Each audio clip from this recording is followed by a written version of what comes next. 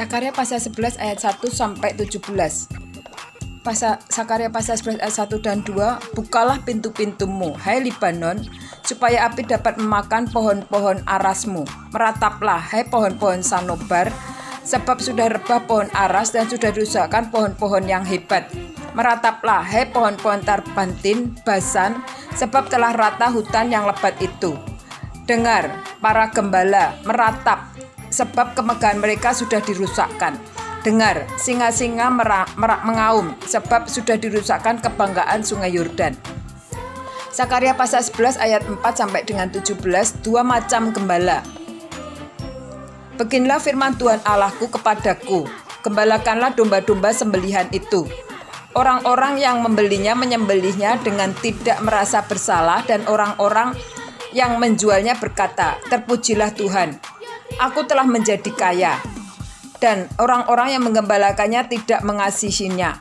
Sebab aku tidak lagi akan mengasihi penduduk bumi, demikianlah firman Tuhan, melainkan sesungguhnya aku akan menyerahkan manusia masing-masing ke dalam tangan gembalanya dan ke dalam tangan rajanya. Mereka ini akan menghancurkan bumi dan aku tidak akan melepaskan seorang pun dari tangan mereka. Maka aku akan menggembalakan domba-domba sembelihan itu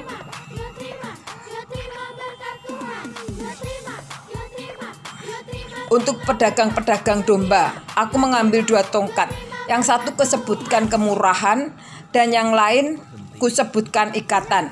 Lalu aku menggembalakan domba-domba itu. Dalam 1 bulan aku melenyapkan ketiga gembala itu. Kemudian aku tidak dapat menahan hati lagi terhadap domba-domba itu, dan mereka pun merasa muak terhadap aku. Lalu aku berkata, aku tidak mau lagi menggembalakan kamu. Yang hendak mati, biarlah mati. Yang hendak lenyap, biarlah lenyap. Dan yang masih tinggal, biarlah masing-masing memakan daging temannya. Aku mengambil tongkatku kemurahan, lalu mematahkannya untuk membatalkan perjanjian yang telah kuikat dengan segala bangsa. Jadi dibatalkanlah perjanjian itu pada hari itu. Maka taulah pedagang-pedagang domba yang sedang mengamat-amati aku, bahwa itu adalah firman Tuhan. Lalu aku berkata kepada mereka, jika itu kamu anggap baik, berikanlah upahku, dan jika tidak, biarkanlah. Maka mereka membayar upahku dengan menimbang 30 uang perak. Tetapi berfirmanlah Tuhan kepadaku, serahkanlah itu kepada pedagang penuang logam, nilai tinggi yang ditaksir mereka bagiku. Lalu aku mengambil ke 30 uang perak itu dan menyerahkannya kepada penuang logam di rumah Tuhan. Kemudian aku mematahkan tongkat yang kedua, yaitu ikatan, untuk meniadakan persaudaraan antara Yehuda dan Israel.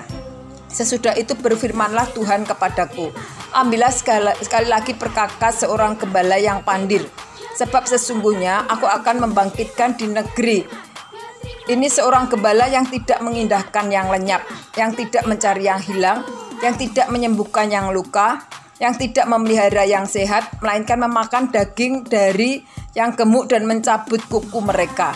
Celakalah gembalaku yang pandil, yang meninggalkan domba-domba. Biarlah pedang menimpa lengannya dan menimpa mata kanannya. Biarlah lengannya kering sekering-keringnya dan mata kanannya menjadi pudar sepudar-pudarnya.